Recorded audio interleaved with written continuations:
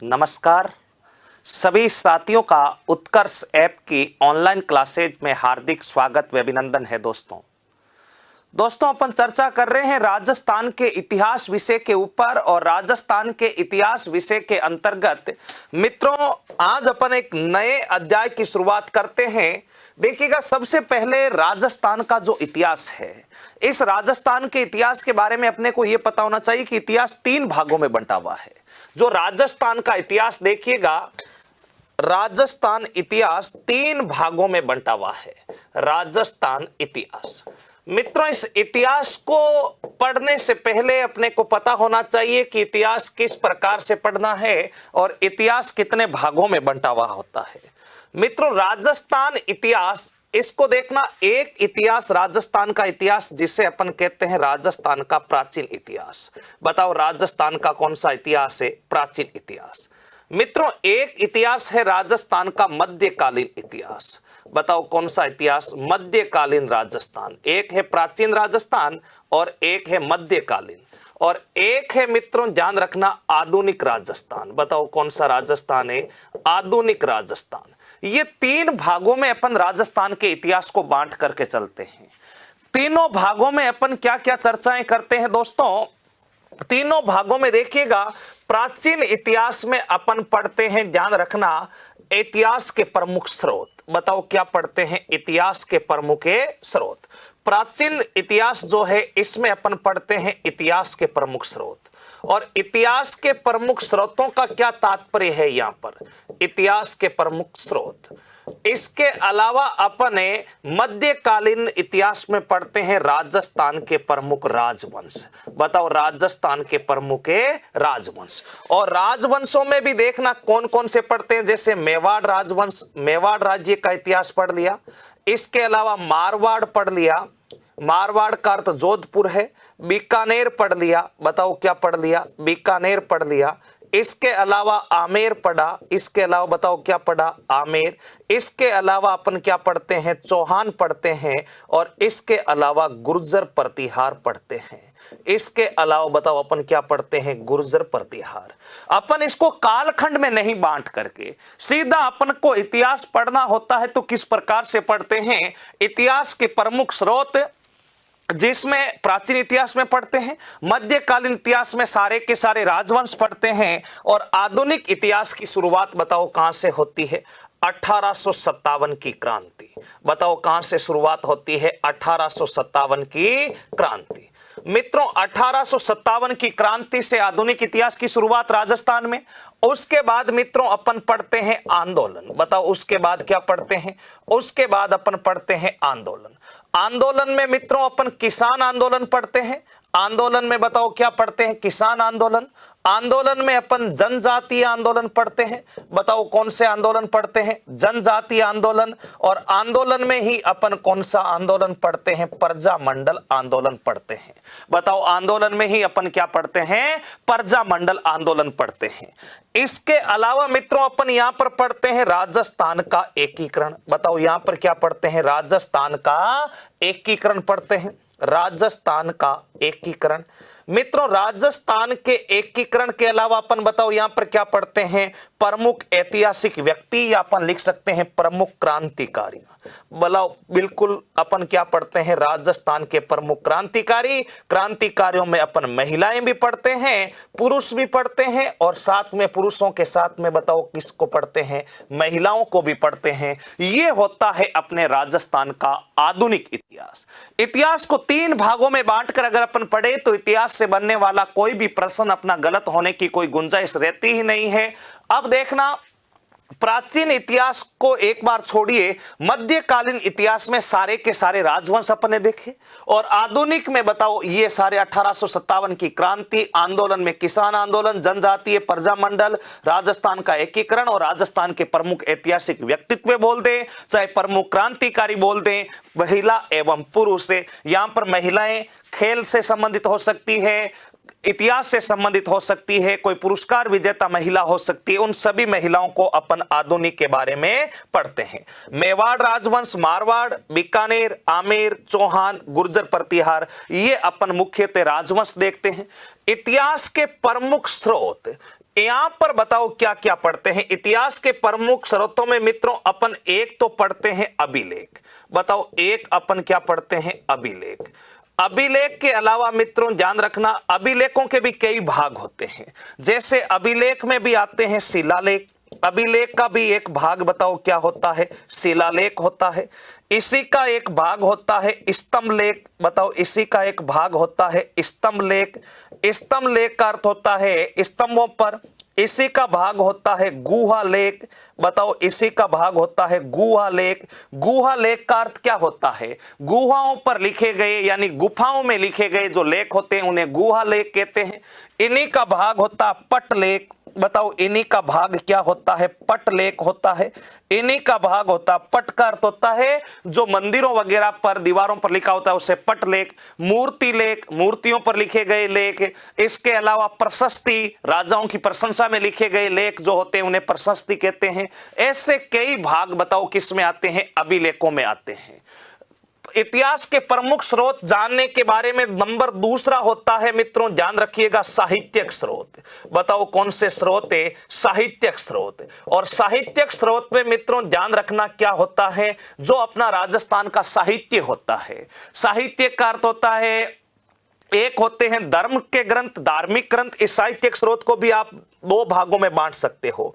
एक होता है धार्मिक साहित्यिक स्रोत और एक होता है धर्मोत्तर। बताओ एक क्या होता है, धर्मोत्तर। एक होता है धार्मिक और एक होता है धर्मोत्तर। जैसे इतिहास जानने के लिए अपन जैन धर्म के कोई ग्रंथ पढ़े, इसके अलावा हिंदू धर्म के कोई ग्रंथ पढ़े, बौद्ध धर्म के कोई ग्रंथ पढ़े। धर्मोत्तर में क्या होता है, धर्म के बाद में जैसे अपन ने कौटिल्य से कुछ जानकारी प्राप्त की, कौटिल्य के अलावा अपन ने और भी कई महान इतिहासकारों से, इनसे अपन ने जानकारी प्राप्त की, तो उस स्रोत को अपन कहते हैं धर्मोत्तर स्रोत। और एक भाग होता है मित्रों इतिहासकार।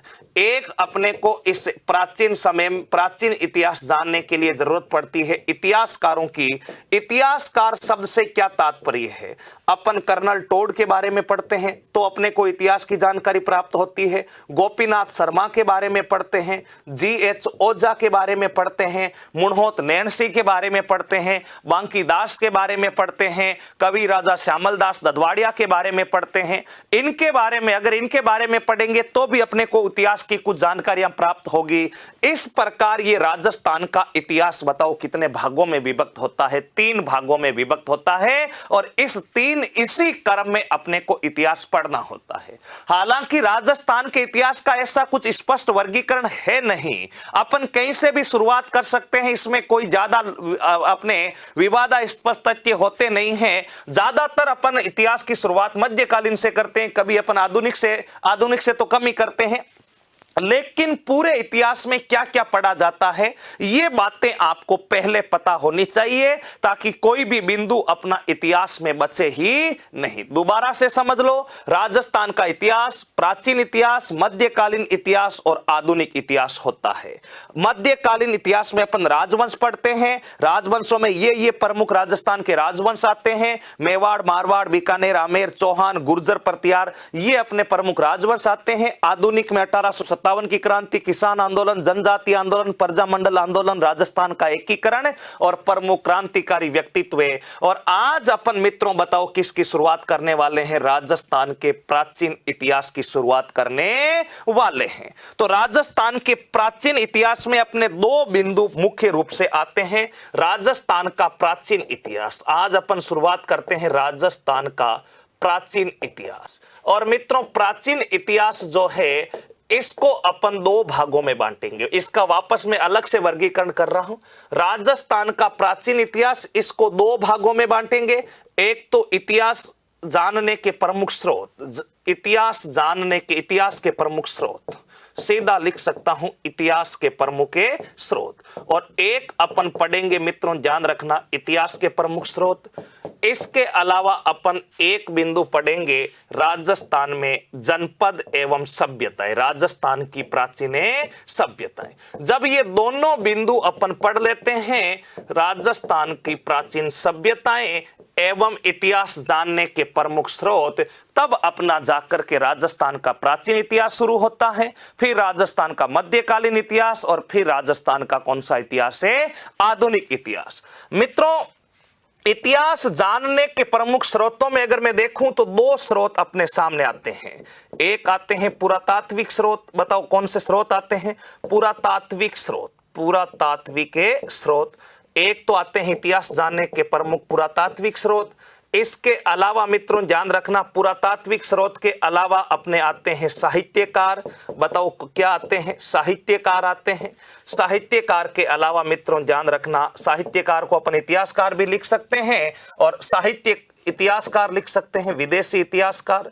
और एक होता है अपना मित्रों इतिहासकार और एक होता है साहित्यिक अध्ययन। बताओ एक कौन सा अध्ययन होता है? साहित्यिक अध्ययन। इन तीन भागों में अपन इस इतिहास को बांट करके पढ़ते हैं। इतिहास के प्रमुख स्रोत और प्राचीन सभ्यताएं तो अपनी सीधी सीधी कुछ विशिष्ट सभ्यताएं हैं जिनके बारे में अपने को चर्चाएं करनी होती है।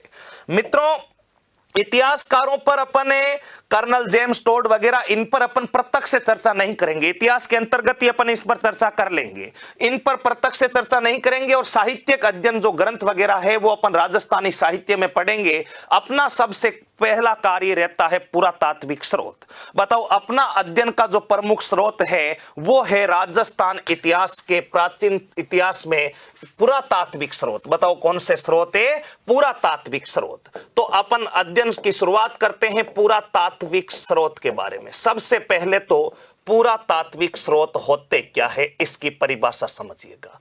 अब ध्यान से समझिएगा। अब अपना अध्याय विधिवत रूप से शुरुआत होता है।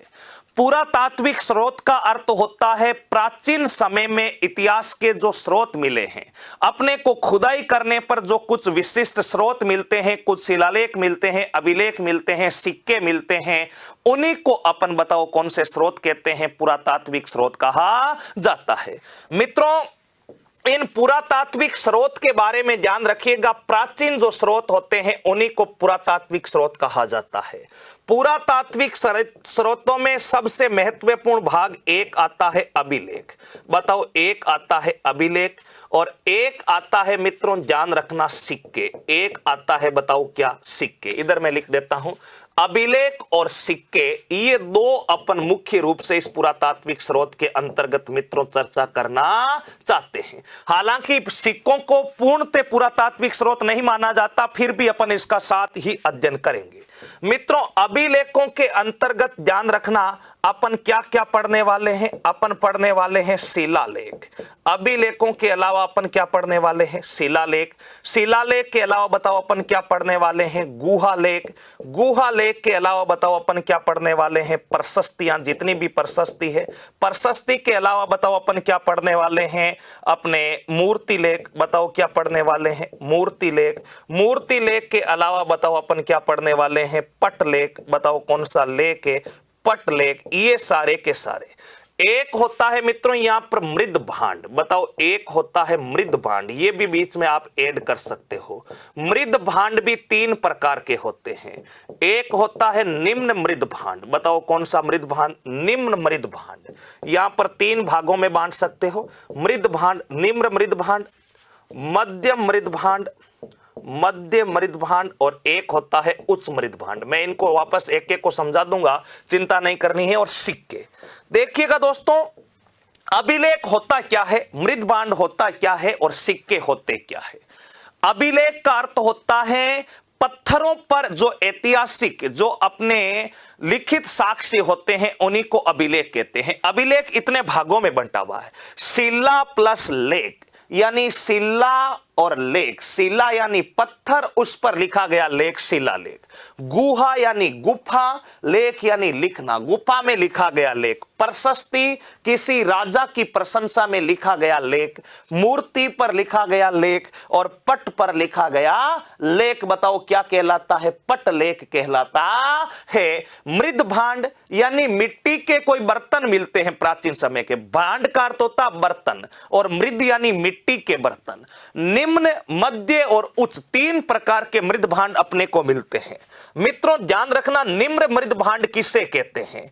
अगर मृद भांड का पहला रंग काला है और काले के बाद में लाल आए तो ये बताओ कौन सा मृद भांड कहलाता है? निम्न मृद भांड।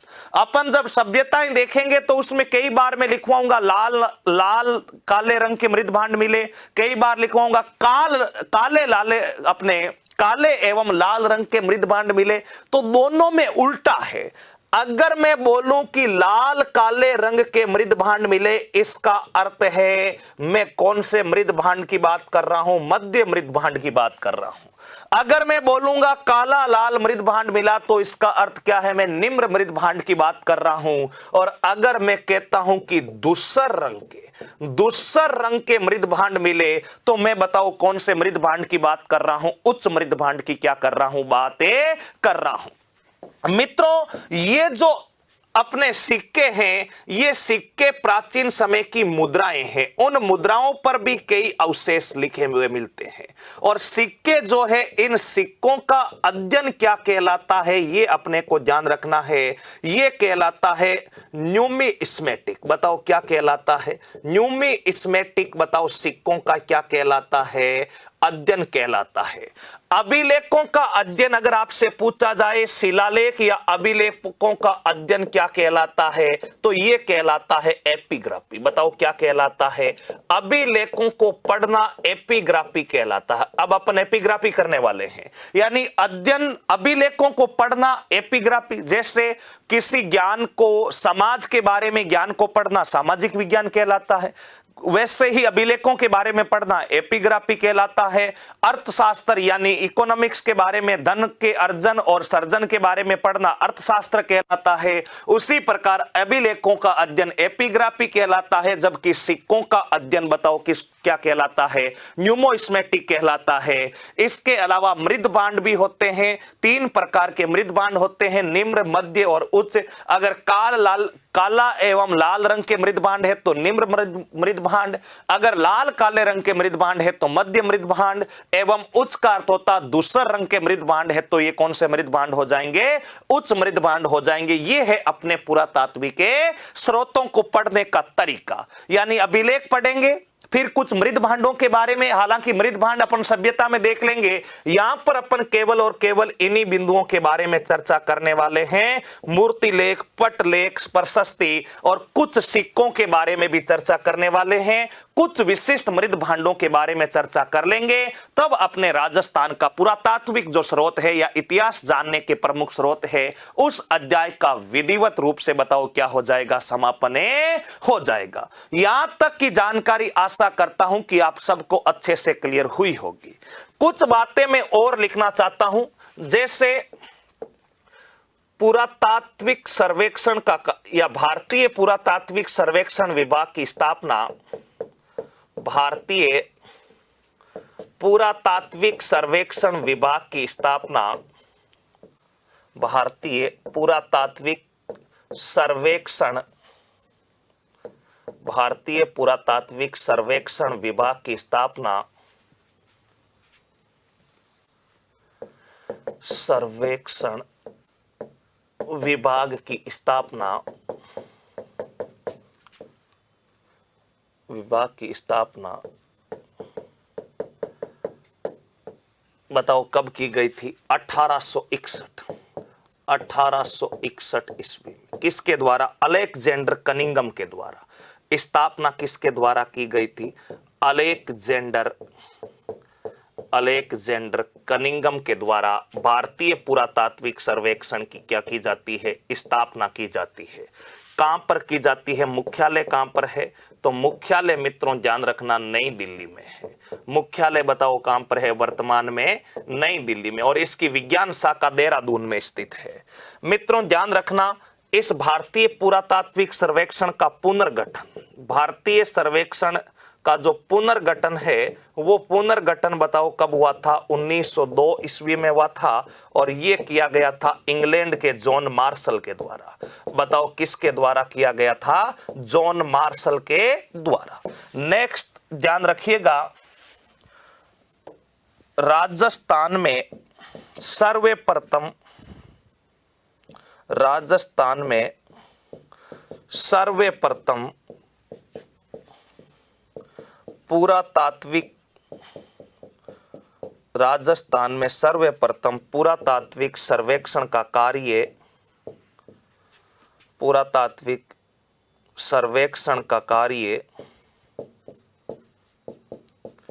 1871 ईस्वी में एल.सी. कलायल के द्वारा, बताओ किसके द्वारा? एल.सी. कलायल के द्वारा, एसीएल कलायल के द्वारा, एसीएल कलायल के द्वारा प्रारंभ किया गया। कलायल के द्वारा, एसीएल कलायल के द्वारा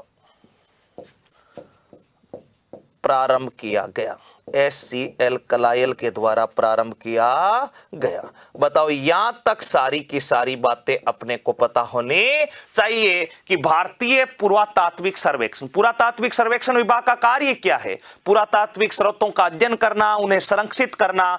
तो पुरातात्विक स्रोत अपन पढ़ रहे हैं तो पुरातात्विक सर्वेक्षण विभाग के बारे में भी थोड़ी बहुत जानकारी होनी चाहिए। राजस्थान में पुरातात्विक सर्वेक्षण का कार्य कब शुरू हुआ था? 1871 में हुआ था। जबकि पुरातात्विक सर्वेक्षण विभाग की स्थापना पूरे भारत में कब की गई थी? 1861 में की गई थी। दिल्ली में किसके द्वारा? अलेक्जेंडर कनिंघम के द्वारा की गई थी। और अलेक्जेंडर कनिंघम 1871 से 1885 तक इसके महानिदेशक भी रहे थे। ये भी कुछ बातें अपने को थोड़ी सी ध्यान में रखनी है। तो ये है, और इसका पुनर्गठन 1902 में इंग्लैंड के जॉन मार्शल के द्वारा भी किया गया था। ये कुछ बातें अपने को ध्यान में रखनी है। और इसके अलावा अगर आपसे पूछ ले कि भारत में सर्वप्रथम शिलालेख लिखवाने का कार्य किसने प्रारंभ किया, तो सम्राट अशोक ने भारत में सबसे पहले शिलालेख लिखवाने का कार्य, बताओ क्या किया था? प्रारंभ किया था। ये जानकारी भी अपने को पता, इधर लिख सकते हैं। सम्राट अशोक ने, इधर लिख देता हूं, सम्राट अशोक ने सर्वप्रथम शिलालेखों के कार्य को प्रारंभ करवाया। सर्वप्रथम शिलालेख कार्य प्रारंभ करवाया। शिलालेख कार्य प्रारंभ करवाया। बताओ किसने करवाया था? सम्राट अशोक ने सर्वप्रथम शिलालेखों का कार्य, बताओ क्या करवाया था? प्रारंभ करवाया था। और जो अपने भारतीय पुरातात्विक सर्वेक्षण विभाग की रिपोर्ट जो 2019 में जारी हुई थी, उसके अनुसार अगर माने तो राजस्थान में लगभग कुल शिलालेखों की संख्या 162 है। राजस्थान में लगभग कुल शिलालेखों, वैसे तो कई छोटे मोटे शिलालेख, लेकिन जो सर्वेक्षण विभाग की रिपोर्ट आती है उसमें 162 शिलालेखों का जिक्र किया गया है। उसके बाद में वापस नई रिपोर्ट आ जाएगी।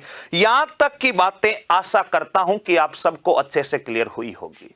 मित्रों, राजस्थान के इतिहास में यही शुरुआती भाग है जो थोड़ा सा आपको कठिन महसूस होता है, क्योंकि इसमें सारे फैक्ट है, समझाने की कोई बातें हैं नहीं। इसमें आपको सारी बातें याद रखने वाली है। अगर राजवंश होते तो अपन आसानी से कहानी के रूप में उसे समझते, लेकिन यहां पर अब ये सारी बातें याद रखनी ही रखनी है। दोबारा से सुन लो यहां तक का मैटर। राजस्थान इतिहास की अपन ने शुरुआत की है। इतिहास में प्राचीन इतिहास की शुरुआत की है। प्राचीन इतिहास में पुरातात्विक स्रोतों की शुरुआत की है। पुरातात्विक स्रोत के लिए अपन अभिलेख पढ़ेंगे, सिक्के पढ़ेंगे और मृदभांड पढ़ेंगे। अभिलेखों का अध्ययन एपिग्राफी कहलाता है। मृदभांड 3 प्रकार के, निम्र, मध्यम, उच्च। काला प्लस लाल निम्र, लाल प्लस काला उच्च और लाल प्लस काला मध्य एवं दूसर रंग का जो मृदभांड होता है वो कहलाता है उच्च मृदभांड। जबकि सिक्कों का अध्ययन न्यूमोस्मेटिक कहलाता है। ध्यान रखिएगा। अभिलेखों के बाद में अपन ने देखा पुरातात्विक स्रोत अगर पढ़ रहे हैं तो पुरातात्विक सर्वेक्षण विभाग की जानकारी अपने को पता होना चाहिए। पुरातात्विक सर्वेक्षण विभाग पुरातात्विक स्रोत जो होते हैं उनके बारे में अपने को जानकारी देते हैं। मित्रों ध्यान रखिएगा, प्राचीन जितने भी शिलालेख है उन सब की भाषा संस्कृत व राजस्थान है। एक बिंदु और भी लिख देता हूं मैं, शिलालेखों की भाषा जो है, ये शिलालेख और अभिलेख जो है इनकी जो भाषा है वो भाषा बताओ कौन सी भाषा है मित्रों? आगे लिख देता हूं इधर, प्राचीन शिलालेख व अभिलेखों की भाषा, यहां पर लिख सकते हैं प्राचीन शिलालेख व अभिलेखों की भाषा। प्राचीन शिलालेख व अभिलेखों की भाषा। प्राचीन शिलालेख व प्राचीन अभिलेखों की भाषा। प्राचीन अभिलेखों की भाषा बताओ कौन सी है? प्राचीन अभिलेखों की भाषा ये हो जाएगी संस्कृत व राजस्थानी। बताओ कौन सी हो जाएगी? संस्कृत एवं राजस्थानी। सबसे ज्यादा तो संस्कृति है और उसके बाद में बताओ कौन सी हो जाएगी? राजस्थानी हो जाएगी। नेक्स्ट मित्रों, अगर आपसे पूछे कि प्राचीन शिलालेख की लिपि क्या है, लिपि का अर्थ तो समझते हो क्या? लिपि यानी लिखने के, जैसे हिंदी लिखते हैं तो हिंदी को लिखने के नियम क्या कहलाते हैं? देवनागरी कहलाते हैं। तो हिंदी की लिपि कौन सी हो जाएगी? देवनागरी। राजस्थानी लिखते हैं तो राजस्थानी की लिपि कौन सी कहलाती है? मुड़िया लिपि कहलाती है या महाजनी लिपि कहलाती है? तो शिलालेखों की लिपि भी मित्रों ध्यान रखना महाजनी लिपि है। शिलालेखों की, राजस्थान के शिलालेखों की लिपि महाजनी है अथवा नागरी लिपि है, अथवा आप इसी को कह सकते हो बर्मा लिपि है। बताओ कौन सी लिपि है? बर्मा लिपि राजस्थान के शिलालेखों की ये लिपि मानी जाती है। मित्रों ध्यान रखिएगा, नीचे नोट लगा करके हाल ही में यानी वर्ष 2000 में लिख सकते हैं। वर्ष 2019-20 में, वर्ष 2019-2020 में मेवाड़ महाराणा राज सिंह का दोइंच शिलालेख, राज सिंह का दोइंच शिलालेख या दोइंद शिलालेख राजसमंद से प्राप्त किया गया है। शिलालेख राजसमंद से प्राप्त किया, शिलालेख राजसमंद से प्राप्त किया गया है। राजसमंद में प्राप्त यानी नवीनतम ये शिलालेख अभी हाल ही में प्राप्त हुआ है दाइंच गांव में राजसमंद में। 1679-80 का ये शिलालेख है। बताओ कौन सी ईस्वी का शिलालेख है? 1679 ईस्वी का शिलालेख है, जो हाल ही में लेटेस्ट में खोजा गया है। इसलिए इसको थोड़ा सा नोट लगा के लिख लें ताकि आपको 2020 में ही खोजा गया, लेकिन 19-20 पूरा लिखना ठीक रहता है। तो ये कुछ बातें अपने को ध्यान रखनी है। महाजनी, नागरी, बर्मा इनकी शिलालेखों की लिपि है। लगभग 162-63 शिलालेख है। शिलालेखों का अध्ययन क्या कहलाता है, ये कुछ बातें अपने को ध्यान रखनी है। अब अपन शुरुआत करते हैं एक एक अभिलेख की, ताकि आपको कोई दिक्कत ना आए। जितने भी परीक्षा की दृष्टि से सारे 162 अपन नहीं पढ़ने वाले हैं। जो जो महत्वपूर्ण है 20-30 शिलालेख, उनके बारे में अपन चर्चा करने वाले हैं। और सबसे पहले मित्रों मैं आपके सामने लिखता हूं बड़ली का शिलालेख। बताओ अभिलेख के अंतर्गत मैं सारे एक साथ ही पढ़ा दूंगा। शिलालेख कहीं पर शिलालेख आ जाएगा, प्रशस्ति आएगी तो प्रशस्ति आ जाएगी, गुआ लेख आएगा तो गुआ लेख आ जाएगा। सबसे पहले अपन पढ़ते हैं बड़ली शिलालेख। बताओ कौन सा शिलालेख? बड़ली शिलालेख। बड़ली का जो शिलालेख है ये मित्रों ध्यान रखना 433 ईसा पूर्व का शिलालेख है। 433 ईसा पूर्व का, या कुछ जगह आपको लिखा हुआ मिलता है 443 ईसा पूर्व का। दोनों ऑप्शन में होने पर 433 ईसा पूर्व सही होगा। 433 ईसा पूर्व का बताओ ये क्या माना जाता है? शिलालेख माना जाता है। राजस्थान का सबसे प्राचीन शिलालेख ये मिला था मित्रों, ध्यान रखना, बिलोत माता मंदिर से। बिलोत माता मंदिर, बिलोत या सिलोत माता मंदिर, सिलोत माता मंदिर बड़ली गांव अजमेर से। सिलोत माता मंदिर बड़ली गांव, और बड़ली बताओ कहां पर पड़ता है? अजमेर में पड़ता है। सिलोत माता मंदिर बड़ली अजमेर में। मित्रों ध्यान रखना, ये जो शिलालेख है GH ओझा ने खोजा। GH ओझा, गौरी शंकर हीराचंद ओझा ने खोज की। बताओ इसकी खोज किसने की थी? GH ओझा ने इसकी क्या की थी? खोज की थी। और मित्रों इसे कहा जाता है राजस्थान का सबसे प्राचीन शिलालेख। बताओ राजस्थान का सबसे प्राचीन शिलालेख किसे कहा जाता है? राजस्थान का सबसे प्राचीन शिलालेख मित्रों बड़ली शिलालेख है। और ये बड़ली शिलालेख तो बताओ कहां पर पड़ता है? अजमेर में पड़ता है। राजस्थान का सबसे प्राचीन शिलालेख है। 443 ईसा पूर्व का यह शिलालेख है। गौरी शंकर हीराचंद ओझा के द्वारा खोजा जाता है और ये जो शिलालेख है ये बिलोत माता मंदिर बड़ली गांव अजमेर से क्या होता है, प्राप्त होता है। मित्रों, भारत का सबसे प्राचीन शिलालेख है प्रिय स्रोत, यहां पर लिख सकते हैं। भारत के प्रिय शिलालेख के पश्चात, भारत के प्रिय शिलालेख के पश्चात, प्रिय शिलालेख के पश्चात, भारत के प्रिय शिलालेख के पश्चात दूसरा सबसे प्राचीन शिलालेख, दूसरा सबसे प्राचीन शिलालेख, दूसरा सबसे प्राचीन शिलालेख। और एक बिंदु यहां पर और लिख सकते हैं मित्रों, और वो बिंदु क्या लिखेंगे, वो बिंदु लिखेंगे नोट लगा करके, संस्कृत का सबसे प्राचीन, संस्कृत भाषा का सबसे प्राचीन शिलालेख, संस्कृत भाषा का सबसे प्राचीन शिलालेख, संस्कृत भाषा का सबसे प्राचीन शिलालेख जूनागढ़ शिलालेख है। अपने रुद्रदामन का राजा का नाम था रुद्रदामन का जूनागढ़, ये गुजरात में पड़ता है। जूनागढ़ जे का अर्थ है गुजरात का शिलालेख है, गुजरात का शिलालेख है। ये भारत की बात हो रही है।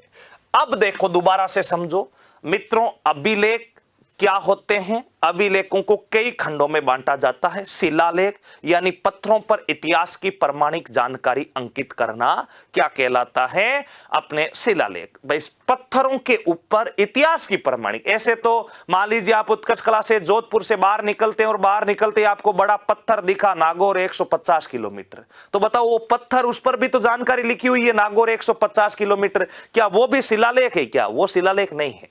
मित्रों, आप कहीं पर मान लीजिए पानी पर प्याऊ पर पानी पीते हैं और प्याऊ पर पानी पी करके आप अपना चेहरा ऊपर करते हैं, तो ऊपर जैसे ही चेहरा करते हैं आप प्याऊ के ऊपर देखना, प्रत्येक प्याऊ के ऊपर लिखा हुआ रहता है कि इस प्याऊ का निर्माण है इस राम ने इस राम की स्मृति में या इस देवी की स्मृति में फला फला तारीख को करवाया था। आपने देखा होगा प्रत्येक प्याऊ पर ये लाइन खुद ही रहती है और प्याऊ भी पत्थरों की होती है, उस पत्थर पर वो भी जानकारी लिखी हुई रहती है। वो भी क्या बताओ शिलालेख है क्या?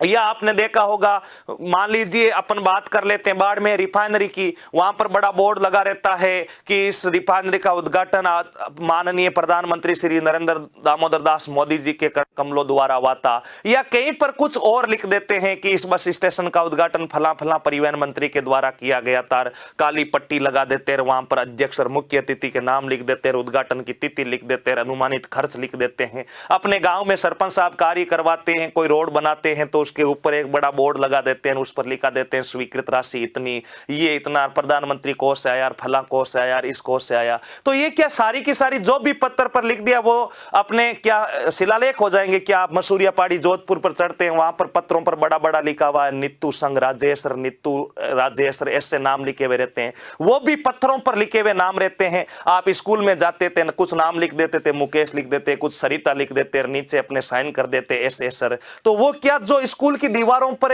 पत्थरों पर कहीं पर भी लिख देते हैं वो सारे शिलालेख होते हैं क्या? नहीं मित्रों, ध्यान रखना शिलालेख की परिभाषा क्या होनी चाहिए।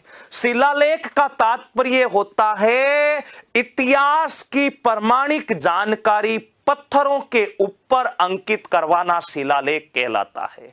प्याऊ के ऊपर कोई जानकारी अंकित करवा रहा है वो शिलालेख है। कहीं पर अपने उद्घाटन की जानकारी दे रहे हैं शिलालेख है। कहीं पर आपने सरिता राजू रे से नाम लिख दिए, मोबाइल नंबर लिख दिए, वो शिलालेख नहीं है। इतिहास की जानकारी अंकित होनी चाहिए, उसे कहते हैं शिलालेख। शिलालेख अभिलेख का ही एक भाग है। अभिलेखों का अध्ययन एपिग्राफी कहलाता है। और राजस्थान का सबसे पुराना शिलालेख कौन सा है? बड़ली शिलालेख है। भारत का सबसे पुराना शिलालेख प्रिय शिलालेख है। भारत का संस्कृत का सबसे पुराना शिलालेख जूनागढ़ शिलालेख है। बड़ली शिलालेख जो है ये 443 ईस्वी पूर्व में, बताओ कब खोजा गया था? 443 ईसा पूर्व में खोजा गया था मित्रों, ये ध्यान रखना। और किसके द्वारा खोजा गया था? ये खोजा गया था G.H. ओजा के द्वारा खोजा गया था। बताओ किसके द्वारा खोजा गया था? G.H. ओजा के द्वारा खोजा गया था। तो ये कुछ बातें अपने को इन शिलालेखों के बारे में मित्रों ध्यान होना चाहिए। ठीक है, बड़ली शिलालेख के पश्चात मित्रों अगला शिलालेख अपन लेते हैं गोसुंडी का शिलालेख। बताओ अगला शिलालेख कौन सा लेते हैं? गोसुंडी शिलालेख। और ये गोसुंडी का जो शिलालेख है मित्रों, इस गोसुंडी शिलालेख बताओ कहां पर है? ये है चित्तौड़गढ़ में। गोसुंडी शिलालेख तो बताओ कहां पर पड़ता है रे? गोसुंडी शिलालेख तो पड़ता है चित्तौड़गढ़ में। मित्रों ये गोसुंडी का जो शिलालेख है ये दूसरी सदी का है, द्वितीय सदी पूर्व, अपने दूसरी, यहां पर हिंदी में लिख दो मैं, द्वितीय सदी का, द्वितीय सदी पूर्व, द्वितीय सदी से पहले का है, द्वितीय सदी ईसा पूर्व। यानी इसको सीधा लिख सकते हैं कि जैसे 443 ईसा पूर्व है तो ये लगभग दूसरी सदी के पूर्व का शिलालेख द्वितीय शताब्दी ईसा पूर्व का माना जाता है। मित्रों इस शिलालेख की जो खोज करता है, इस शिलालेख के जो खोज करता है वो बताओ किसको माना जाता है? कवि राजा श्यामल दास को। इस शिलालेख के खोज करता बताओ किसको माना जाता है? कवि राजा श्यामल दास को इसका क्या माना जाता है? खोज करता माना जाता है। इस शिलालेख का अध्ययन किसने किया था? खोजा था कवि राजा श्यामल दास ने तो, लेकिन इसका अध्ययन किया था D.R. भंडारकर ने। बताओ किसने किया था? D.R. भंडारकर ने। मित्रों इस शिलालेख की भाषा कौन सी है? इस शिलालेख की भाषा है संस्कृत। इस शिलालेख की भाषा बताओ कौन सी है? संस्कृत है। मित्रों ये जो शिलालेख है इसकी लिपि कौन सी है? तो इस शिलालेख की अगर आपसे लिपि पूछा जाए तो इस शिलालेख की लिपि है ब्रह्मा लिपि। बताओ ब्रह्मी लिपि इस शिलालेख की प्रमुख क्या है? लिपि मानी जाती है। ये कुछ बातें अपने को इस गोसुंडी शिलालेख के बारे में पता होना चाहिए। और गोसुंडी शिलालेख क्या है? शिलालेख की परिभाषा समझ में आ गई। अब सीधा याद रखना है गोसुंडी शिलालेख है कहां पर? तो गोसुंडी शिलालेख बताओ कहां पर हो जाएगा? चित्तौड़गढ़ में हो जाएगा। और गोसुंडी शिलालेख में क्या अपने को अवशेष मिला है मित्रों? वैष्णव धर्म के सबसे प्रमाणिक अवशेष। बताओ कौन से संप्रदाय के? वैष्णव अथवा वल्लभ संप्रदाय। बताओ वैष्णव अथवा वल्लभ संप्रदाय के सबसे प्राचीनतम अवशेष, वल्लभ संप्रदाय के सबसे प्राचीन अवशेष बताओ कौन से शिलालेख से मिले हैं? ये इसी गोसुंडी शिलालेख से प्राप्त होते हैं। इस बात को भी अपने को ध्यान रखना है कि गोसुंडी का शिलालेख कहां पर है? चित्तौड़गढ़ में है। गोसुंडी शिलालेख दूसरी शताब्दी पूर्व का है, दूसरी शताब्दी ईसा पूर्व, यानी ईस्वी। और पहले तो आपको यह पता होना चाहिए कि ईस्वी और ईसा पूर्व में अंतर क्या होता है। मित्रों वर्तमान में 2020 चल रहा है, तो 2020 क्या है? ईसा पूर्व है। 2020 ईस्वी है। 2020 साल हो गए अपने को ईस्वी देखते हुए। 2020 से पहले का जो समय था उसे कहते थे ईसा पूर्व। यानी आज से अगर मैं बात करूं तो लगभग 4000 साल पुराना यह शिलालेख है। 2020 तो ये और 2000 ईसा से पूर्व, तो टोटल लगभग 4000 साल पूर्व का। यानी ईसा मसीहा के जन्म के बाद में अंतरराष्ट्रीय कैलेंडर ग्रिगोरियन शुरू हुआ था और वो 2020 तक पहुंच गया। और ईसा मसीह के जन्म से पहले की जो तिथियां हैं उसको किस में लिखा जाता है? ईसा पूर्व में लिखा जाता है। तो 2020 से पहले का जो समय था वो ईसा पूर्व का समय था। और ईसा पूर्व में भी 2 शताब्दी पहले ये शिलालेख अपने को मिला था। इस गोसुंडी शिलालेख की खोज की थी कवि राजा श्यामल दास ने। इसका अध्ययन किया था D.R. भंडारकर ने। इस शिलालेख की भाषा है संस्कृत। और इस शिलालेख की लिपि बताओ, इस शिलालेख की लिपि कौन सी लिपि हो जाएगी? बर्मी लिपि हो जाएगी। और इस शिलालेख में मित्रों ध्यान रखना अपने को किसकी प्राप्ति होती है? वैष्णव संप्रदाय जो है उसके बारे में अपने को सबसे पहले जानकारी प्राप्त होती है। यानी वैष्णव संप्रदाय जो है उसकी सबसे प्राचीन जानकारी।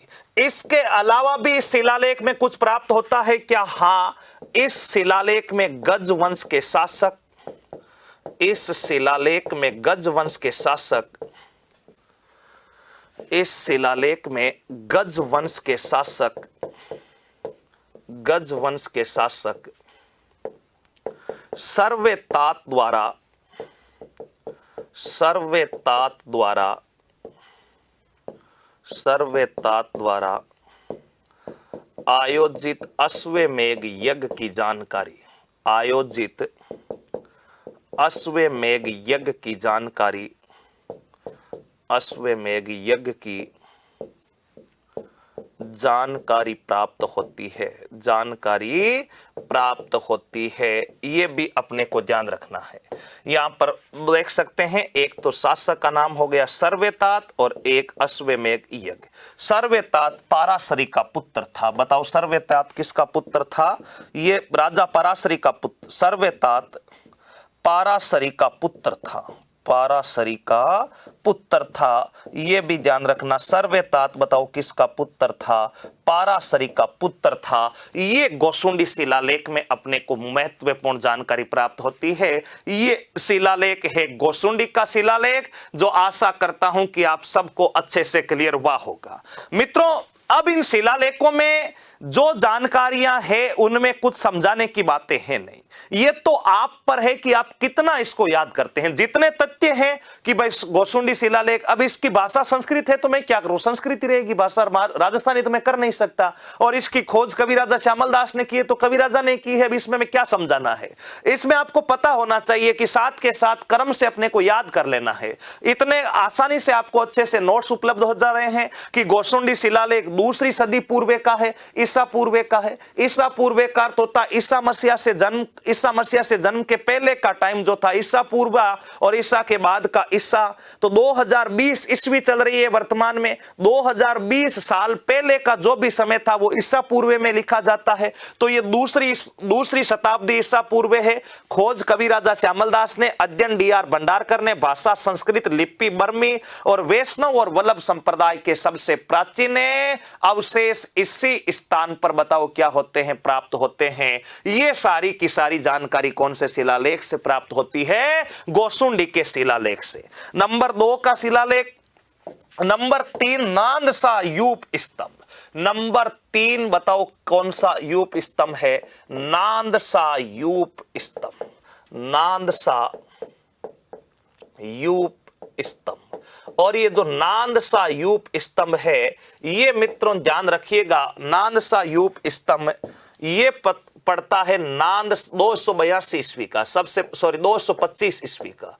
282 तो विक्रम संवत है, यहां पर लिखना चाहे तो लिख सकते हो आप, विक्रम संवत 282, विक्रम संवत 282 चैत्र पूर्णिमा। बताओ कौन सी पूर्णिमा का शिलालेख है ये?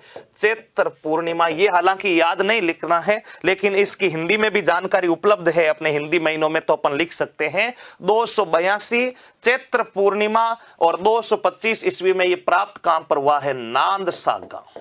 बताओ कौन सा गांव है? नांदसा गांव। और नांदसा गांव बताओ कहां पड़ता है? भीलवाड़ा में पड़ता है। नांदसा गांव बताओ कहां पर पड़ता है? भीलवाड़ा में पड़ता है। नांदसा यूप स्तंभ अपने को नांदसा गांव भीलवाड़ा में 225 ईस्वी का ये शिलालेख है। और ये शिलालेख सोम द्वारा स्थापित है, यानी इसकी स्थापना किसके द्वारा की गई थी? शिलालेख की राजा सोम द्वारा स्थापित शिलालेख। किसके द्वारा स्थापित है? राजा सोम के द्वारा स्थापित शिलालेख। बताओ कौन सा हो जाएगा? नांदसा यूप अपने स्तंभ। मित्रों, ये शिलालेख क्या है? कुछ भी नहीं है। ये मान लीजिए इस प्रकार का एक कोई पत्थर है। बताओ ये इस प्रकार का एक क्या है? कोई पत्थर है। इस पर यूं 11 लाइनें, यूं चारों तरफ 11 लाइनें, इसके चारों तरफ बताओ कितनी लाइनें खींची गई है? 11 लाइनें। मान लीजिए ये मैं छोटा सा सीधा लिख करके बता देता हूं। ये कोई इस प्रकार का पत्थर है। इस पत्थर पर मित्रों ध्यान रखना, ऊपर से नीचे 6 लाइनें लिखी गई है। यूं ऊपर से नीचे बताओ कितनी लाइनें लिखी गई है? ऊपर से नीचे 6 लाइनें, ऊपर से नीचे 6 पंक्ति लिखी गई है। जबकि इसके चारों ओर 11 पंक्तियां लिखी गई है। इस शिलालेख के चारों तरफ बताओ कितनी पंक्तियां लिखी गई है? चारों तरफ 11 पंक्ति लिखी गई है। और इन पंक्तियों में जानकारी किसकी प्राप्त होती है? प्रारंभिक 3 पंक्तियों में। ध्यान रखना, प्रारंभिक 3 पंक्तियों में, प्रारंभिक 3 पंक्तियों में, 3 पंक्तियों में, प्रारंभिक 3 पंक्तियों में भगवान कृष्ण व संकर्षण, भगवान कृष्ण एवं संकर्षण, सॉरी वासुदेव एवं संकर्षण, वासुदेव एवं संकर्षण की जानकारी, वासुदेव एवं संकर्षण की बताओ क्या है? संकर्षण की जानकारी, यानी वासुदेव के बारे में बात की गई है नादसायूप स्तंभ। और मित्रों यहां पर ये 11 चारों तरफ पंक्तियां हैं, इसमें बताओ क्या मिलता है? इसमें मिलता है उत्तर भारत में राजाओं के यज्ञों का वर्णन, उत्तर भारत के राजाओं का, उत्तर भारत के राजाओं के यज्ञ का वर्णन। बताओ उत्तर भारत के राजाओं के यज्ञों का वर्णन बताओ कौन से शिलालेख में मिलता है? ये मिलता है मित्रों, अपने ध्यान रखना, नादसायूप स्तंभ में मिलता है। बताओ किस में मिलता है? नादसायूप स्तंभ। और नादसायूप स्तंभ ऐसा कहते हैं कि ये पानी में डूबा हुआ था, और आज भी ऐसा कहते हैं कि इसके नीचे की 3 लाइनें नहीं पढ़ी गई है। प्रारंभिक ऊपर से नीचे टोटल 6 लाइनें, लेकिन नीचे की 3 लाइनें आज भी नहीं पढ़ी गई है।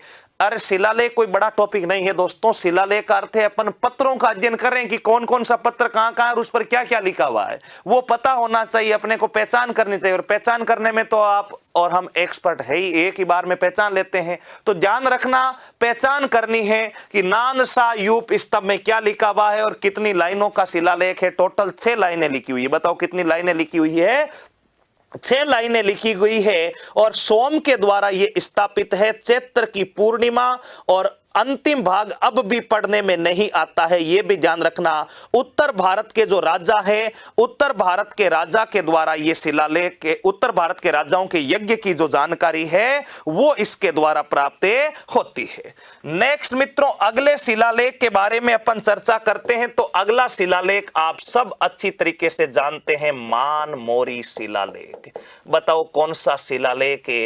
मानमोरी शिलालेख। बड़ा महत्वपूर्ण शिलालेख है। कौन सा शिलालेख है? मानमोरी शिलालेख। कब का है? खोज किसने की? आप सब अच्छे से पहचानते हैं, 713 ईस्वी का है। बताओ कब का है? 713 ईस्वी का है। खोजकर्ता कौन है? कर्नल टोड है। लेखक कौन है? पुष्य है। और इसके अलावा मित्रों ध्यान रखिएगा, उत्कीर्णनकर्ता यहां पर लिख सकते हैं 713 ईस्वी का, 713 ईस्वी का। और ये जो शिलालेख है ये बताओ कहां पर है? चित्तौड़गढ़ में है। 713 ईस्वी का ये शिलालेख है और चित्तौड़गढ़ का शिलालेख है। मित्रों इस मानमोरी शिलालेख जो है इसकी खोजकर्ता बताओ कौन है? इसका खोजकर्ता बताओ कौन है? इसका खोजकर्ता है colonel James Tod. Colonel James Tod, colonel James Tod. Next, इसका लेखक, इसका लेखक बताओ कौन है? इसका लेखक है मित्रों ध्यान रखना पुष्य। इसका लेखक बताओ कौन है? पुष्य। मित्रों इसको उत्कीर्णकर्ता बताओ, उत्कीर्णकर्ता कौन है इसका? तो इसका उत्कीर्णकर्ता हो जाएगा विजयादित्य। बताओ इस मानमोरी शिलालेख का उत्कीर्णकर्ता कौन हो जाएगा? ये हो जाएगा शिवादित्य। विजयादित्य ने शिवदित्य। बताओ कौन हो जाएगा? शिवदित्य। ये इसका उत्कीर्णकर्ता हो जाएगा। इस मानमोरी शिलालेख के बारे में अपने को क्या जानकारी प्राप्त होती है? मानमोरी शिलालेख के बारे में दोस्तों देखो, ये ऐसा शिलालेख है, ये मान लीजिए कोई ऐसा शिलालेख है, ये रहा शिलालेख। इस मानमोरी शिलालेख से अपने को 2 चीजें महत्वपूर्ण प्राप्त होती है। एक तो इस मानमोरी शिलालेख से समुद्र मंथन का प्रमाण मिलता है। बताओ मानमोरी शिलालेख से अपने को किसका प्रमाण मिलता है? समुद्र मंथन का। बताओ क्या मिलता है? समुद्र मंथन का प्रमाण मिलता है। पहला बिंदु यही याद रखना है कि मानमोरी जो शिलालेख है इससे समुद्र मंथन का बताओ क्या मिलता है? प्रमाण मिलता है। और समुद्र मंथन जानते हैं अपन, कालगूट अपने विष तैयार किया गया था इस समुद्र मंथन से। समुद्र मंथन हुआ था इसकी जानकारी कहते हैं कौन से शिलालेख में दी गई थी? मानमोरी शिलालेख में। और ऐसा कहते हैं कि कर्नल जेम्स टोड ने समुद्र में फेंका। बताओ इस शिलालेख को कर्नल टोड ने कहां पर फेंका था? शिलालेख में। और इसमें चित्तौड़ के शासक मानमोरी द्वारा, चित्तौड़गढ़ शासक मानमोरी द्वारा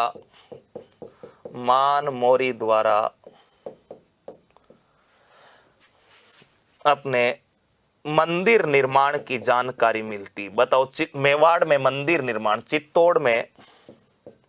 चित्तौड़गढ़ में मंदिर निर्माण की जानकारी, चित्तौड़गढ़ में मंदिर निर्माण की बताओ क्या मिलती है? मंदिर निर्माण की जानकारी मिलती है। बताओ कौन से शिलालेख में मिलती है ये जानकारी? इसी में मिलती है। और मुख्य रूप से बताओ कौन से मंदिर की जानकारी मिलती है? कि चित्तौड़गढ़ में जो सूर्य मंदिर है। बताओ चित्तौड़गढ़ का कौन सा मंदिर है? सूर्य मंदिर जो है इसकी जानकारी अपने को इसी शिलालेख से मिलती है। यहां पर लिख देता हूं, थोड़ा सा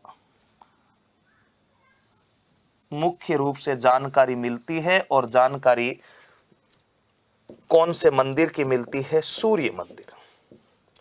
जानकारी मिलती है सूर्य मंदिर। अब आप कहेंगे कि इसको कर्नल टोड ने क्या समुद्र में फेंका था क्या? हां, कर्नल जेम्स टोड ने समुद्र में फेंका। कर्नल जेम्स टोड ने इस शिलालेख को समुद्र में फेंका। इस शिलालेख को समुद्र में फेंका। बताओ कहां पर फेंका था? समुद्र में फेंका था। और ये फेंकने की जानकारी बताओ कहां पर दी गई है? ये कहते हैं कि annals and antiquities of Rajasthan में इसकी क्या दी गई है? जानकारी। ये जो जानकारी है बताओ कहां से प्राप्त होती है?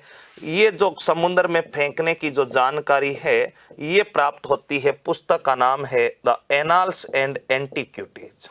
Annals and antiquities, annals and antiquities of Rajasthan. ये पुस्तक कर्नल टोड साहब ने लिखी थी। अपन ने देखा था कर्नल टोड साहब का जन्म 1782 में हुआ था। 1799 में ये सबसे पहले एक अंग्रेज अधिकारी के रूप में भारत में बंगाल में आते हैं। 1806 में इनका राजस्थान में सर्वप्रथम आगमन मांडल भीलवाड़ा में होता है। 1813 में इन्हें कर्नल की उपाधि से सुशोभित किया जाता है। 1817-18 में ये मेवाड़ में पॉलिटिकल एजेंट के रूप में कार्यरत होते हैं। 1822 में अपने खराब स्वास्थ्य का हवाला देकर के ये वापस इंग्लैंड के लिए रवाना हो जाते हैं।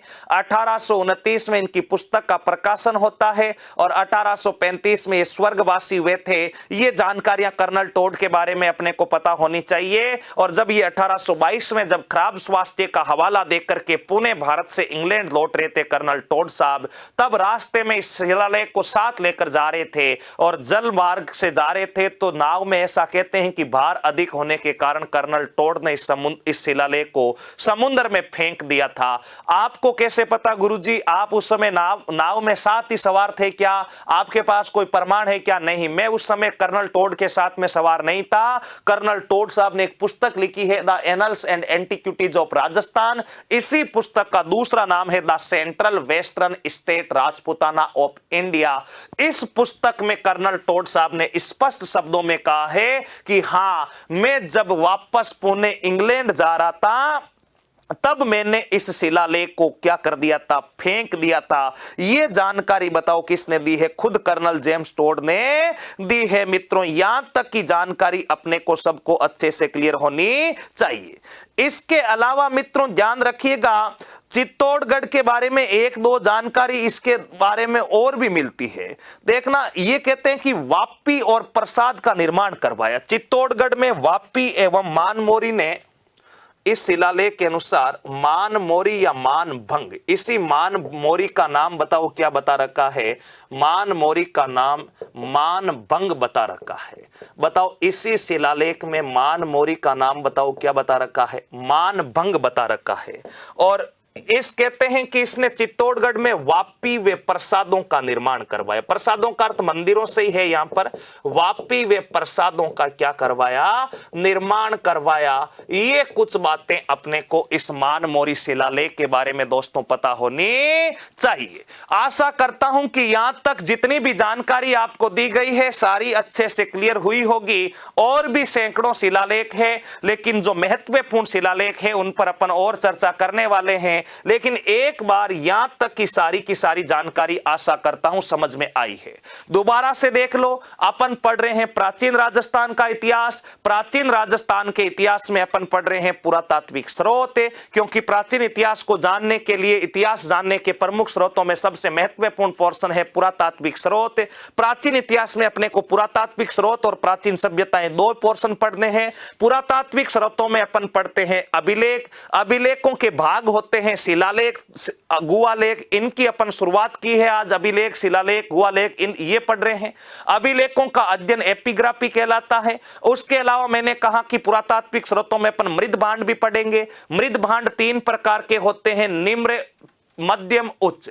काला प्लस लाल निम्न मृद भांड, लाल प्लस काला उच्च मृद भांड, और दूसरा जो कलर का होता है उससे लाल प्लस काला मध्य मृद भांड, और दूसर का जो होता है उससे कहते हैं उच्च मृद भांड। और एक पढ़ते हैं अपन सिक्के, सिक्कों के अध्ययन को न्यूमोस्मेटिक कहा जाता है। सबसे पहले शिलालेखों की शुरुआत की, शिलालेखों की शुरुआत कर रहे हैं तो शिलालेख पुरातात्विक स्रोत का भाग है। पुरातात्विक स्रोत पढ़ रहे हैं तो पुरातात्विक सर्वेक्षण विभाग के बारे में पता होना चाहिए। पुरातात्विक सर्वेक्षण विभाग की स्थापना 1861 में अलेक्जेंडर कनिंगम के द्वारा दिल्ली में की गई थी, जिसका पुनर्गठन 1902 ईस्वी में जॉन मार्शल के द्वारा किया जाता है।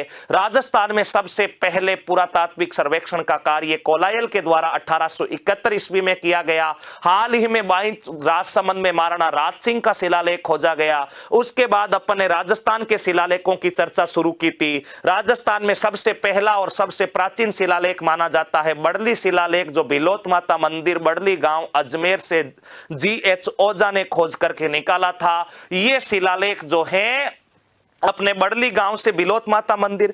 ध्यान रखना, भारत का सबसे प्राचीन शिलालेख जो प्रिय है, उस प्रिय के पश्चात यह सबसे प्राचीन शिलालेख माना जाता है। जबकि संस्कृत भाषा का सबसे प्राचीन शिलालेख अगर पूछा जाए भारत में तो वो हो जाएगा जूनागढ़। कहां पर पड़ता है? गुजरात में पड़ता है। बड़ली के बाद में अपन ने अगला शिलालेख देखा गोसुंडी, जहां पर सबसे पहले वैष्णव संप्रदाय के अपने को प्रमाण प्राप्त हुए। गोसुंडी के बाद में नानसा यूप स्तंभ पड़ा, और नानसा यूप स्तंभ के बारे में मैंने बताया था कि के द्वारा स्थापित नानसा गांव भीलवाड़ा में यह शिलालेख स्थापित है। और 11 लाइनें हैं टोटल, जिसमें उत्तर भारत के राजाओं के द्वारा जो पौराणिक यज्ञ करवाए थे उनकी जानकारी प्राप्त होती है। और मानमोरी शिलालेख जो पुष्य के द्वारा लिखित है। उत्कीर्ण किसने किया था? शिवदित्य ने उत्कीर्ण किया था, कर्नल टोड ने खोजा था। 713 ईस्वी का यह शिलालेख है, संस्कृत भाषा का शिलालेख है। और यह शिलालेख जो है मित्रों, इसको कर्नल टोड साहब जब जा रहे थे वापस इंग्लैंड, तब समुद्र में फेंक दिया था। इसकी जानकारी अपने को the annals and antiquities of Rajasthan पुस्तक में मिलती है। और इस शिलालेख में मानमोरी जो है उसका नाम मानभंग बता रखा है। और इसने चित्तौड़गढ़ में सूर्य मंदिर, प्रसाद एवं वापी के निर्माणों की जानकारी भी दे रखी है। ये कुछ महत्वपूर्ण शिलालेख थे, यहां तक आप सबको अच्छे से क्लियर होना चाहिए। अगले शिलालेखों के बारे में फिर मिलेंगे अपनी अगली क्लास के में। तब तक के लिए सभी प्यारे साथियों को सादर वंदे, राम राम।